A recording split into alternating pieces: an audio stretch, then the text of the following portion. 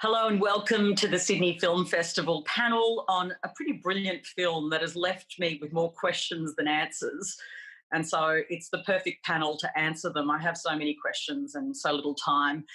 The film, of course, is The Leadership. My name is Patricia Karvelas. I'm the host of Radio National Drive, but also the host of Afternoon Briefing on ABC News, and not afraid to declare a feminist as well.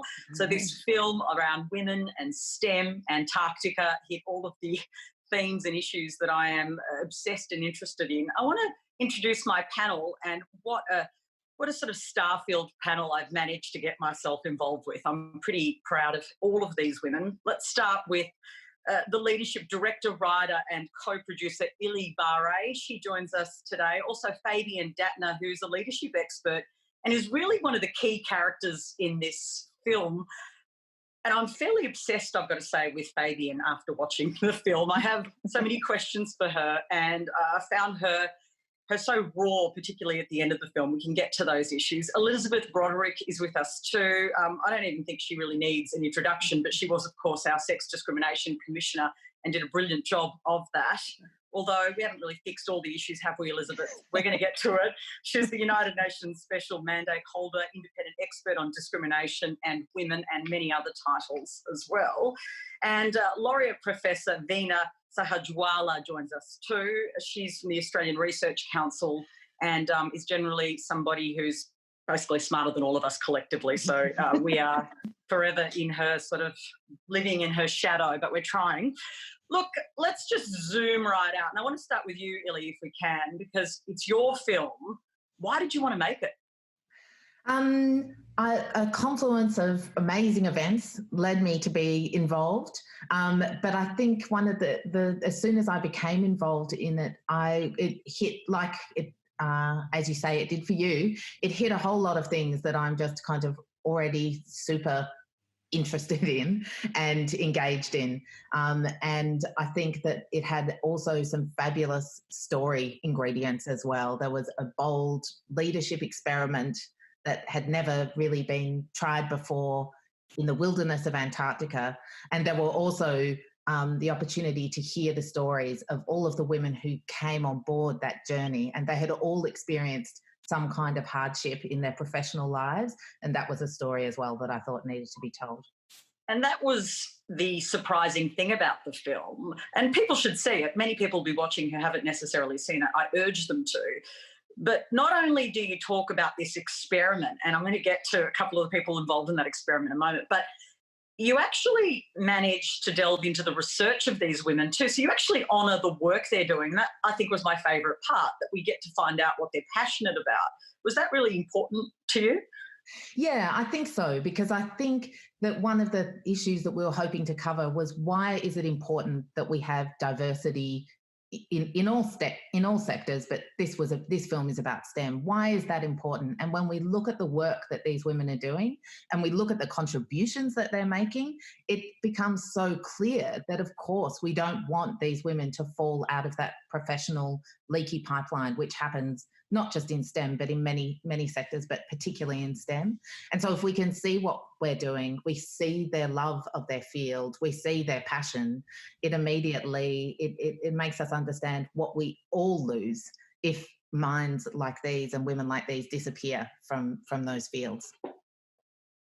Fabian, I have to bring you in. You're almost like the star of this film, and you kind of, you know, you get sort of seduced by Fabian watching. You're like, tell me more about this Fabian. She's such an interesting character.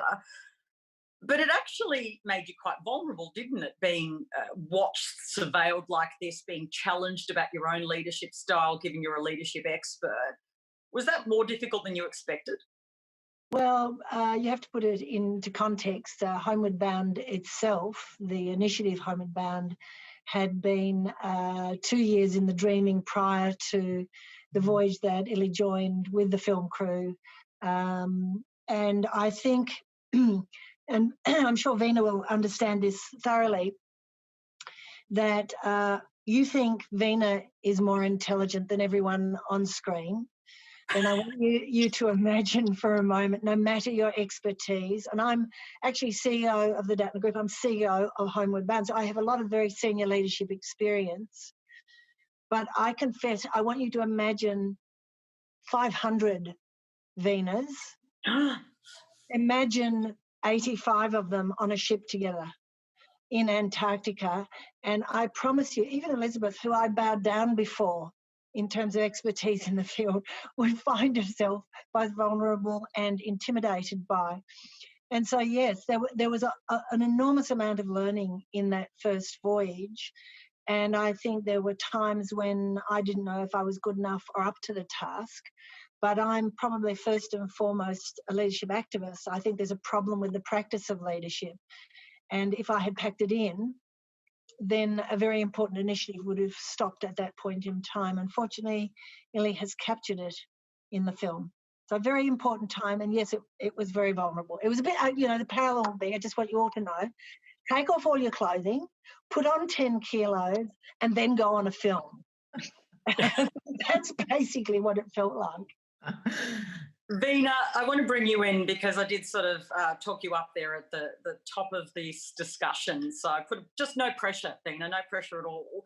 Let's zoom out and talk about the issues in STEM, which is what really this film explores. The fact that women, that they're fiery and interested and involved, and then they leak out of the pipeline. That's what this film deals with, Veena. How acute is this problem in STEM?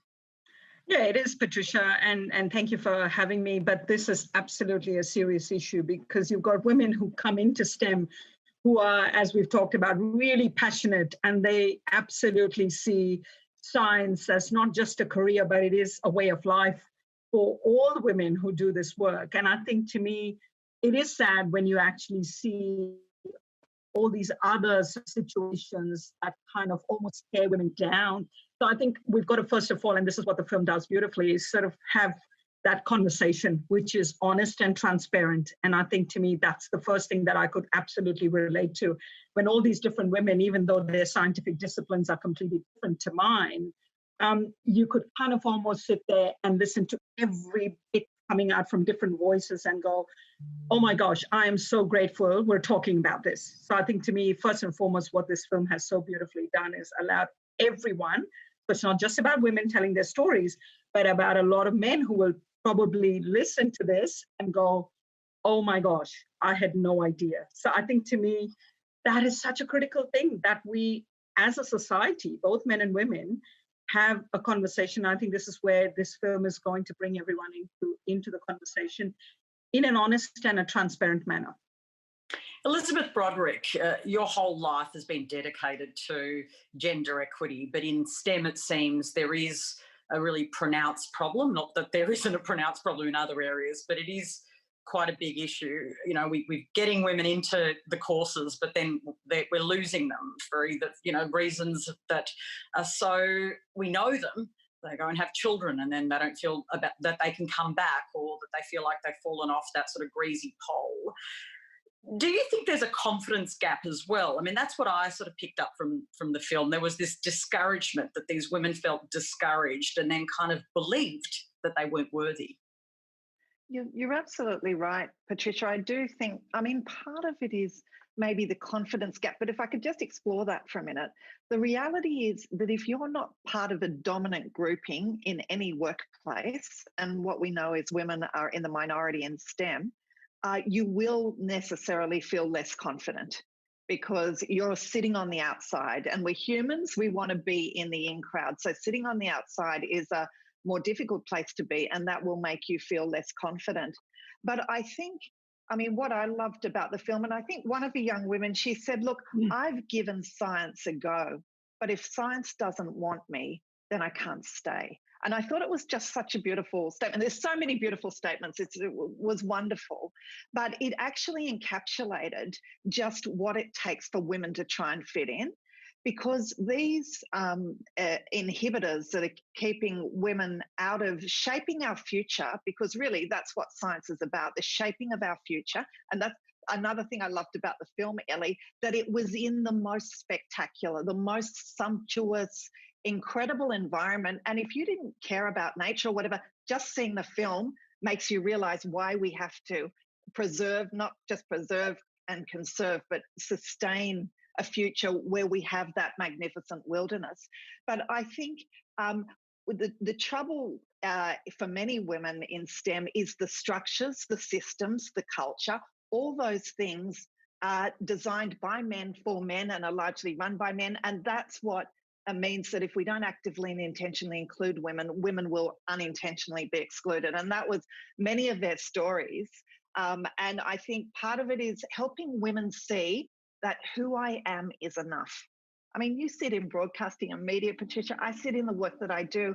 If I could do one thing, it's about understanding that who I am right here, right now is enough. I'm entitled just like everyone else, and I'm going to step up and have my voice and start to shift things as well.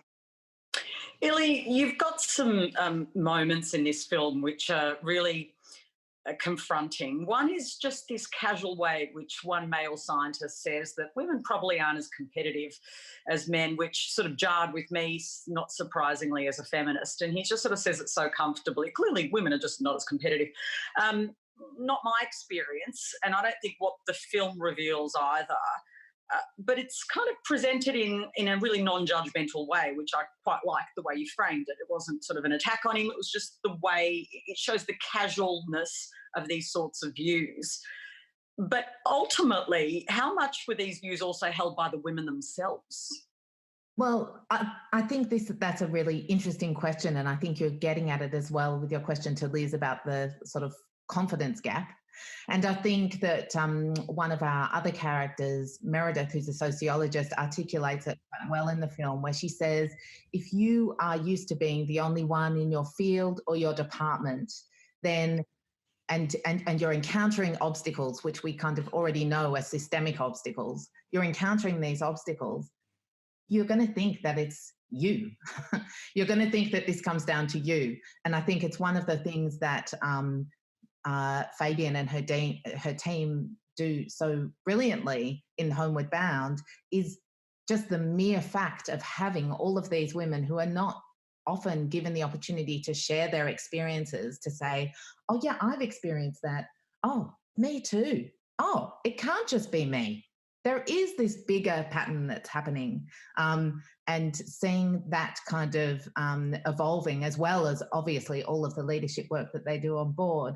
I think that is incredibly powerful. And I really hope that the film can help people, not just from STEM, but across a wide range, actually draw those kinds of dots and see these kinds of bigger systemic patterns, which on some level I think we all know are there. Fabian, one of the things that's explored here is just the changes that you were willing to make to this project, Homeward Bound, to try and improve the way it works. When those women, those really smart women, were challenging you about a psychologist being involved, and also just thinking more critically about the way that perhaps, if I can use a crude word, you're kind of poking some of them and they felt raw and exposed about previous experiences. How important was that? I'm not going to say it was a failure, because clearly it was a real positive for a lot of those women, but how important were those kind of, I'm going to use this word that I hate, but I'm going there, these learnings for you? Well, a couple of things for me are really important, if I can put on the table, as provocative statements. Often the challenge when you're trying to change a paradigm is that your solutions are coming from within that paradigm. And when you try to find a solution from within a paradigm, the chances are the solutions you come up with keep reinforcing the paradigm. And one of the things about Homeward Bound, it was always intended, and still is, as a test on a very different way of leading. And that leading I would describe as a polycratic style of leading, where many people can take leadership roles at any one time. What I hadn't planned for was just how challenging I would find that personally, how dramatically the leadership approach needs to change.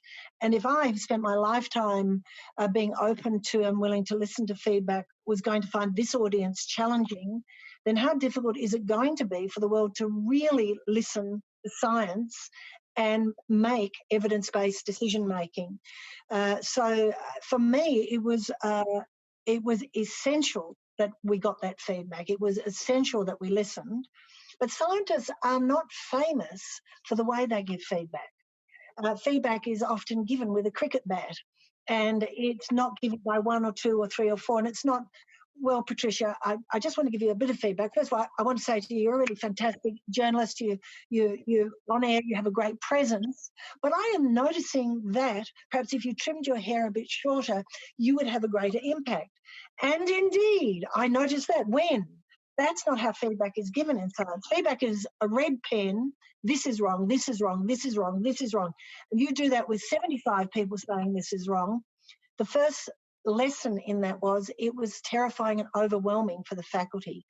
But when we accepted that it was being given as an act of generosity, that if we responded to these very clever women, if we did ourselves what we were asking of them, then it would only improve.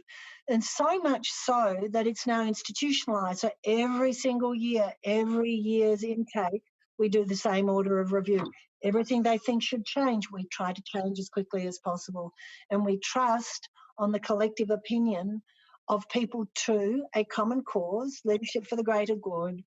They are there to have an impact. We're there to help them have that impact. Veena, but I guess, sorry, Patricia, I was just going to say, you talk about sort of feedback coming from scientists, but I would probably say in the broader realm of, let's call it the technical world, right? I mean, I remember presenting for the very first time green steel technology and science at an international platform in Pittsburgh. And that was really where the science had really just come to life. We had, won a Eureka Prize for science. All of the good things had happened.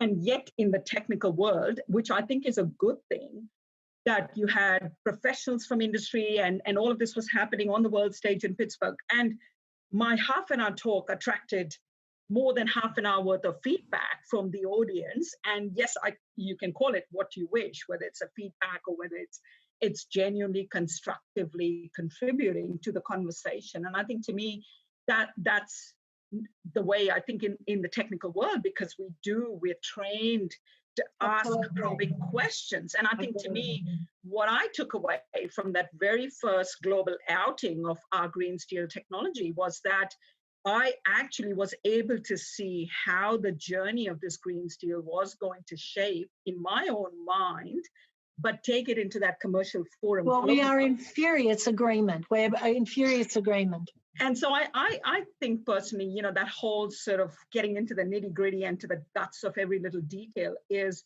what STEM is all about. So yeah. I think that's just part of, who I guess if we had to say broadly, who we are, what STEM is all about. I agree. But for the outside of STEM, it takes some learning, Veena. So I think I 100% agree with you. Veena, I want to ask you about the current pandemic we're in, and this has really, really brought into sharp focus the role of women scientists and the way that kind of the gender disparity looks. What do you make of our response? Obviously, internationally and nationally in Australia, it's looked a bit different, but the role of women in this discourse, has it just, to you, shone a light on the fact that disparity is so wide? I think one of the nice things that has come out of this, if you can sort of say, well, what is it something that this crisis is going to sort of take us out into is this whole conversation that we're having, that there's that diversity in the way all of us, men, women, and, ethnic diversity and so on, how everyone brings their own thought processes to the conversation. And I think if nothing else, what we have learned is that whether it was the crisis of the PPE, the personal protective equipment, that of course, everyone in the world faced that challenge at the very practical grassroots level, it showed that collectively we had to come together. So it was very much about not saying, oh, well, what are the politicians doing in this space? Why don't we have enough PPE? But the fact that you could see industry, really kind of, responding to this challenge and going, right, as a manufacturing industry, what are we going to do about it?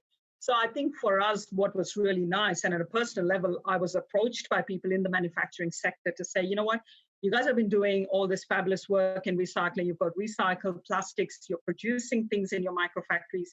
Can you give this a go? And so we did. So within a matter of a few days, we turned it around using waste plastics to manufacture, the face shields and even get it out into the hands of the end users. But I think to me, the beauty of people in the STEM world, and particularly interestingly, a lot of women who are professionals at the front line, doctors and other medicals, who are basically, and even to this day, I've been getting emails where people are going, are you still happy to give us those prototypes? We want to test it. We want to. So suddenly it wasn't just about the fact that, okay, there was a pandemic, there was a crisis of PPE. I'm just using that as an example of how a lot of women at the front line are going, you know what, we need to make a shift in the way we're doing things. It's not going to be business as usual. Let's keep that conversation going. And I think what was so fabulous about everything that has come out of this conversation is many women at the front line have reached out. And I think it was simply a small question posed to us by the manufacturing sector asking whether we could give it a go. So I think, to me, the fact that there are now all these other women in medical fields who I would have never even met, suddenly we're now becoming basically a group of women who are going, you know what, we've got all these different skills. Let's kind of, see how we might be able to bring that force together. So I think it just goes to show that diversity in the way, a lot of these women didn't know about the work that we were doing in recycling, but could see merit in using locally manufactured products out of high quality plastic waste. So it was all these different worlds colliding and coming together. And I found that absolutely gave me such a buzz. I thought, wow, imagine if a whole bunch of women from different fields who had never met each other. And of course, because of the pandemic, many of them I've actually never met, just spoken to them, right? So I think, to me, just that power of how we have all come together and made it happen, it just is a reflection of there is so much good that has yet to be tapped into and harnessed, which I'm excited about. Yeah, it is an exciting time, even if it is also a bleak time. Elizabeth, Broderick, are there personal costs to leadership?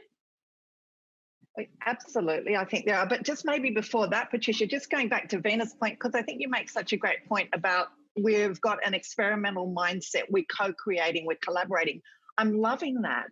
But if we don't change the figures about the number of women in STEM, it'll be the co-creation of a world developed not exclusively, but largely by men. Will be absent women's minds, women's voices. So I do think we need to work on both fronts. And just even looking at, the picture for women scientists at the minute, the fact is, because so many of them are on contracts, so many of them have been in and out of paid work because of the pay inequality, all those things, they're in a much more precarious state following this pandemic than even in the 2008 global financial crisis. So we need to keep that front of mind when we plan this response and recovery phase as well. And can I just add to Elizabeth on that exact point, because it's very easy for us to have a very minority, affluent Western view of what's happened. The pandemic has disadvantaged women quite significantly worldwide, often locked down in very violent circumstances from which they can't escape. In STEM in particular, and Elizabeth I'm sure will know better than I do, approximately 4.5% of the job losses in STEM were men, and approximately 6.7% were women. So during the pandemic, again, there was a gender bias. So I love that we're collaborating, and I think a lot of that has occurred.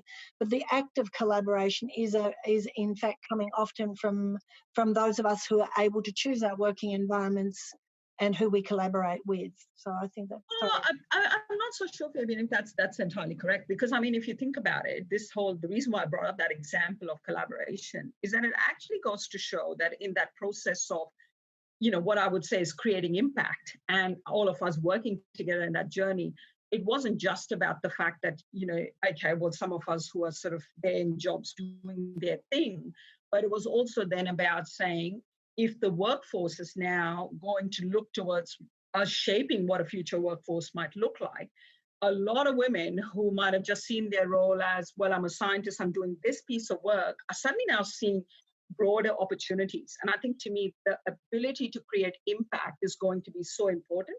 So a female scientist doesn't just see herself as, I just do this narrow field of work, this is what I do.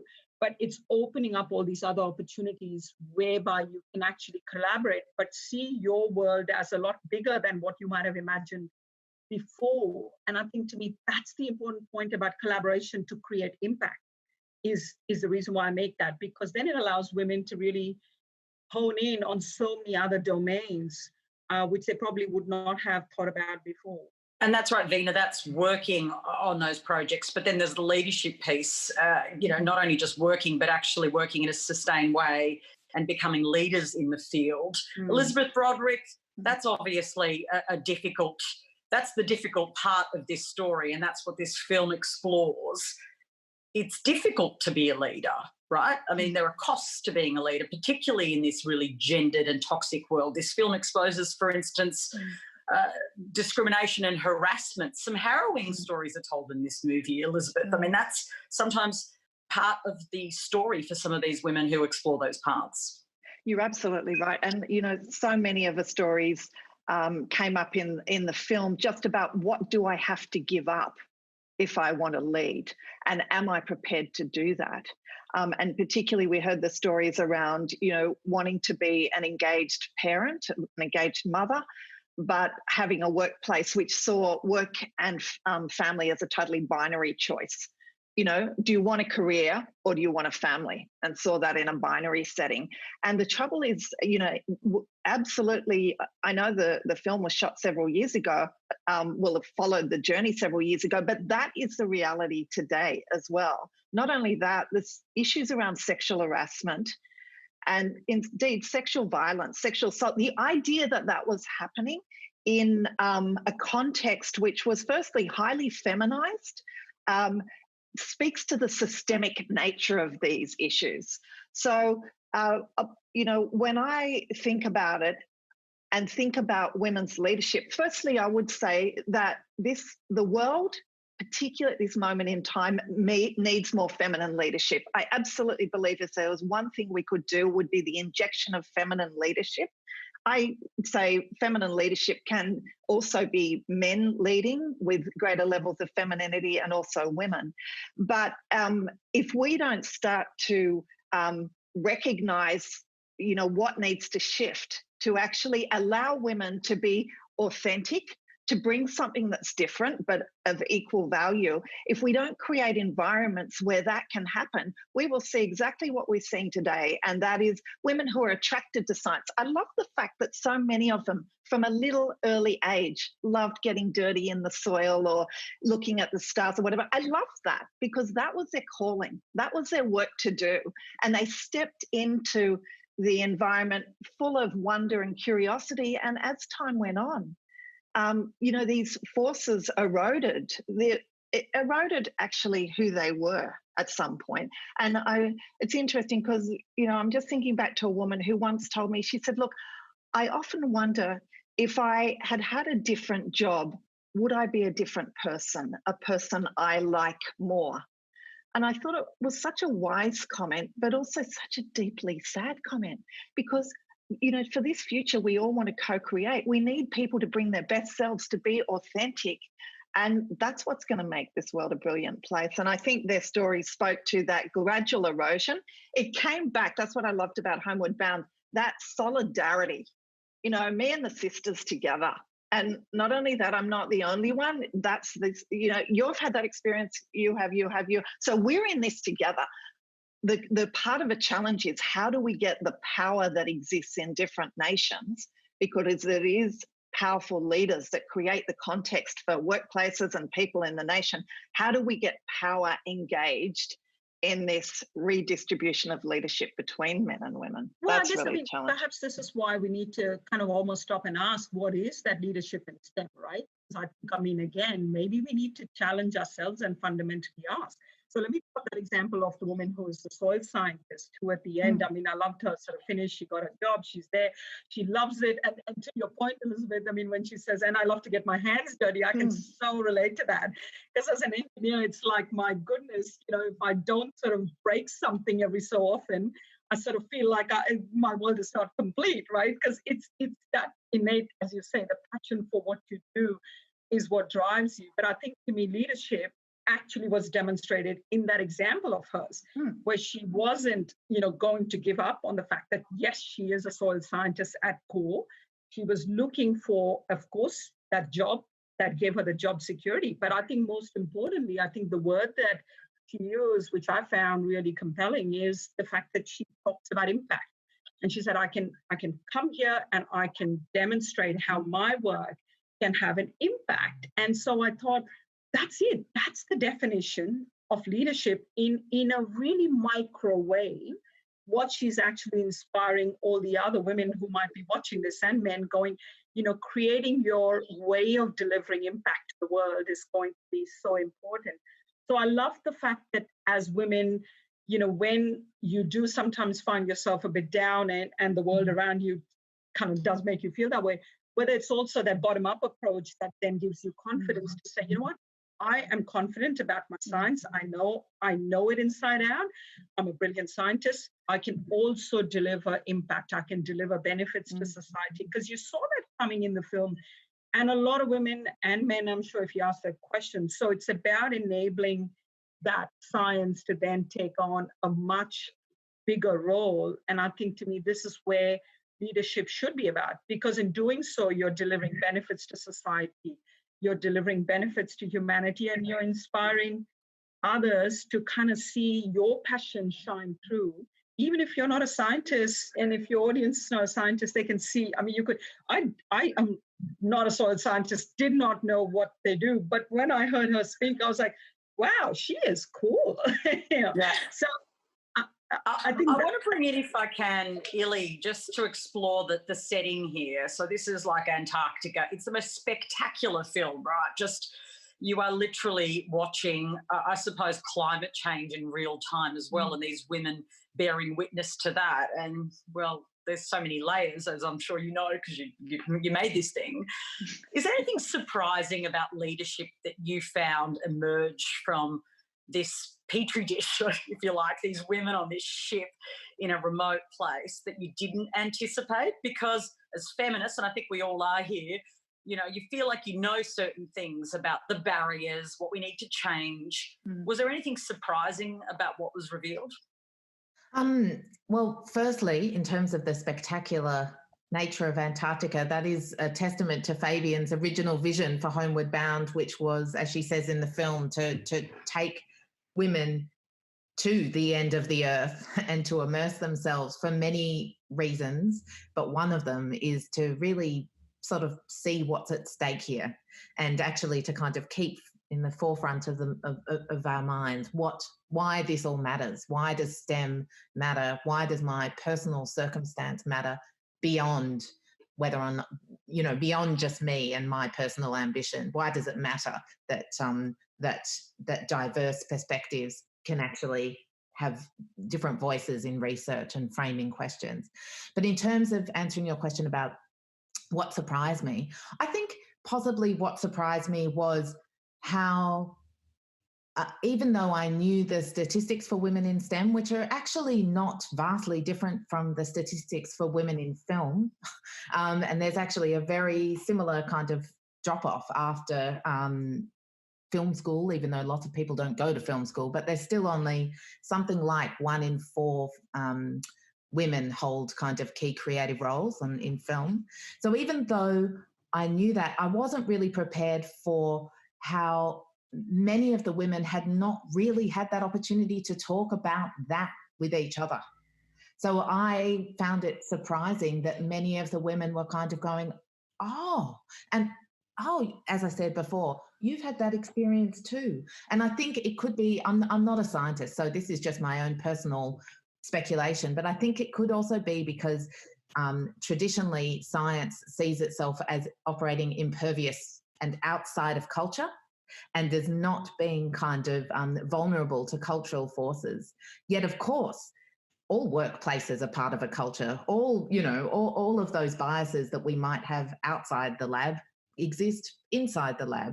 And so I think that was one of the things that I didn't expect, would be that getting everybody together in this way would allow them to kind of have that sort of awakening, and also that kind of support as well. Fabian, the diversity question became a bit of a theme actually in this film. The one particular woman agitating on this, saying, it's largely a white group, and I think that is a really important question too. We talk about gender, but we can't only see things through a gender lens. I mean, we're in the middle of a worldwide movement called Black Lives Matter at the moment. I think it's putting into really stark contrast that we can't think in these silos. It's intersectional, right? What did you learn about that kind of diversity piece, and how much has Homeward Bound changed now from that original voyage? That's a great question, Patricia. Frankly, it has always been our intention to be diverse, but it was the first, and we were actually stunned that we got the 75 women to say yes, they would come. And we had, this gives you an example of the intention that sits behind Homeward Bound. There were 8 nationalities and 12 sciences in the first iteration. And in the 6th one, which is just being selected as we speak, there are 57 nationalities and 46 sciences. So the commitment to diversity isn't because we think diversity is important. The commitment is it's incomprehensible to us that we don't represent the world when we're talking about the earth as our home. So that's number one. Number two, probably the biggest challenge continues to be diversity in the faculty because of the time zones around design, etc. But it was always there. It's never been a leadership program for women in STEM. It's been a leadership initiative to elevate the visibility of women leading for the greater good. And to that end, we also have a very big focus on courage over confidence, and that women, when they do it together, are more courageous than when they have to do it on their own. So the foundational tenets are always about our difference and celebrating that as part of the whole. Veena, how about these leadership courses generally? I wonder if you've been on one. You're such a successful scientist now. I'd love to get your own reflections on your own, another cliche word, journey in your own career. Why are they important to do or to think about, even if you don't want to be a leader per se, like the CEO or run the research facility? Why is that kind of thinking key? Yeah, no, and yes, I have, Patricia, to answer your question. Yes, I have done a few of those in my time. As I'm sure everyone does. In fact, I think one of my earliest courses when I started my teaching career was really about not even a leadership course. It was pretty much like, have you done much of face-to-face teaching before, which I hadn't, because I'd finished my PhD in the States. And when I came over, it was pretty much like, I better I've done, teaching as basically a PhD student, but to suddenly be, I'm now an academic, I better learn what's the formal way of teaching. I think I just remember that sort of daunting experience, because I think, again, it was pretty much like how we're talking about. It was sort of me as one of the few women, and of course, as you can probably tell from my dark hair and everything else, the only sort of person who didn't quite, which was sort of obvious, didn't quite fit in, if I can use that word. And I think it's daunting on many levels, because one, you're sort of perhaps not sure whether your style of teaching is what everyone's looking for, because you'd sort of see all the others kind of going about giving their, stand-up talks and all of that sort of stuff. This is how I'd like to. I was like, yeah, but, that's not who I am. I don't want to be this kind of, this formal, academic standing and preaching to the students. I want to be the academic who is the one who can engage and get people excited and get students excited. But so I'm going to do my own thing when it comes to, showing how I teach. And I'm the person you can see using my hands and everything. But yes, it was quite daunting, because on one hand, you sort of think, is this the right thing to do? But I was like, no, you know what? Screw that. I'm just going to teach the way I believe young people, put myself in the shoes of young people and go, what do they want from someone who is a lecturer standing up and giving them a lecture? Not this sort of, this is who I am, but rather the person who is actually able to have that conversation at various levels. So, when I did my initial sort of few courses, and you were sort of filmed and you were sort of told, okay, go and watch this at home, find ways to improve yourself. Of course, I'd sort of, look at my style and I look at everybody else, and it was pretty obvious I was different. So again, whether it was me being different because of who I am, and that's great, because I'm bloody happy that, I sort of stuck to that style of teaching.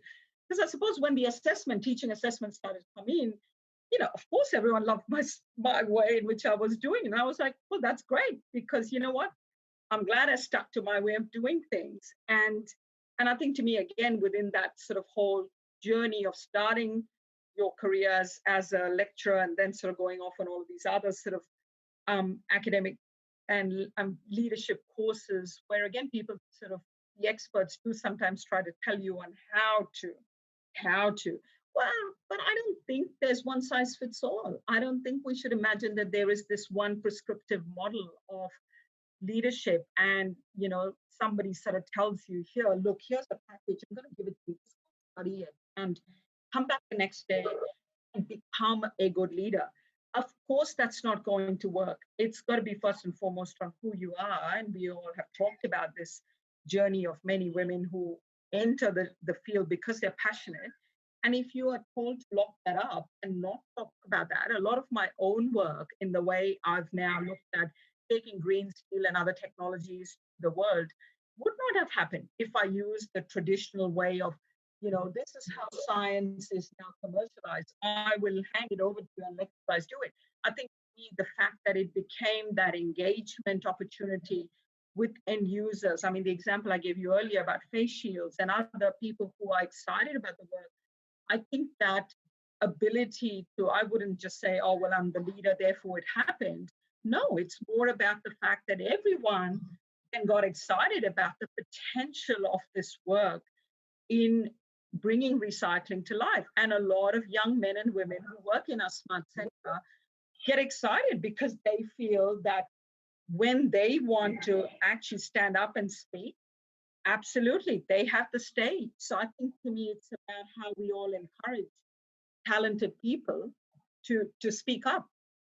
And that's right, Elizabeth, isn't it? It's about a different style of leadership too. You I think, hit that point when you talked about a feminised style of leadership, not thinking about it in this kind of male way. So I suppose for me, I often feel frustrated, and I cover these issues like daily in my programs, about just how incremental the inroads are, particularly in STEM for women, and how it's one step forward, 20 back sometimes, right? It just feels slow. And I'm a very fast person, so I find it very irritating.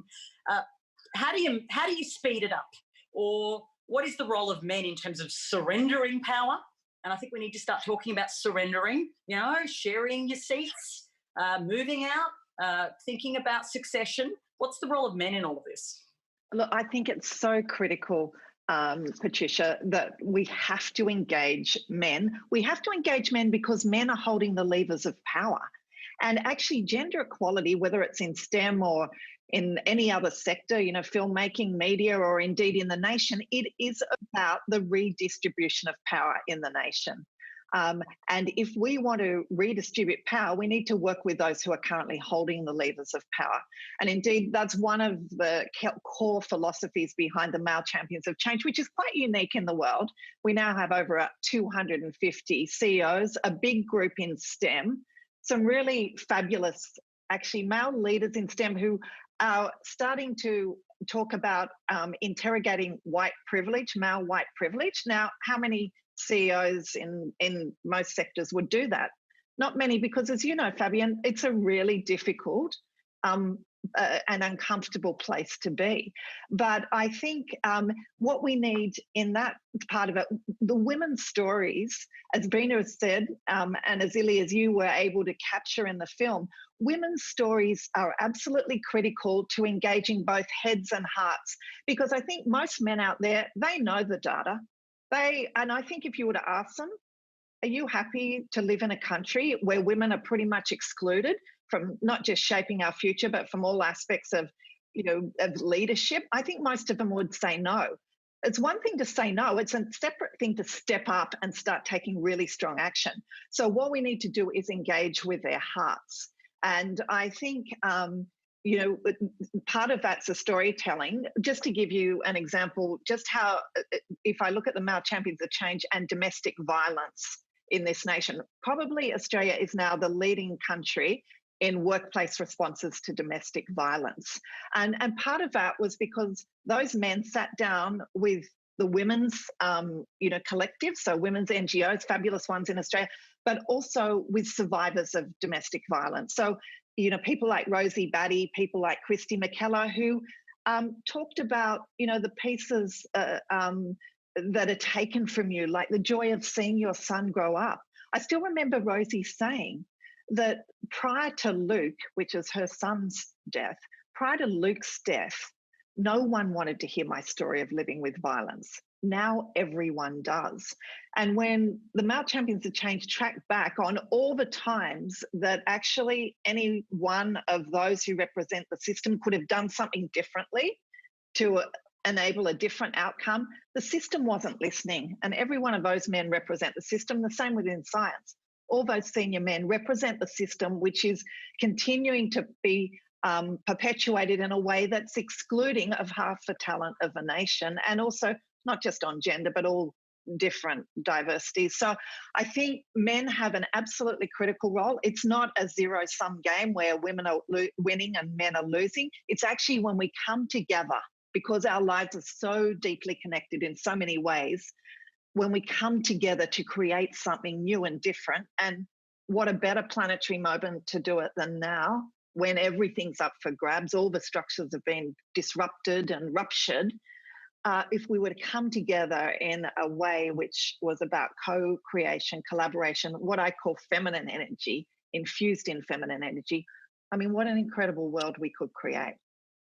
That's Ili Baré, I want to give you the final word. Time to wrap up. It's been I could do this all day and night, but that's sort of how I roll. Ili, what conversations do you want to start from this film? I feel like it starts them, it doesn't end them, it doesn't resolve them. We're just scratching the surface. What do you think the key conversations need to be now? Well, this conversation has been amazing for me. This is the first time that I've really heard people really engaging with a whole lot of the issues that are raised in the film. And, we wanted to make this film, exactly as you say, as a conversation starter. It wasn't going to be a film that was going to pretend to have answers to really complex problems.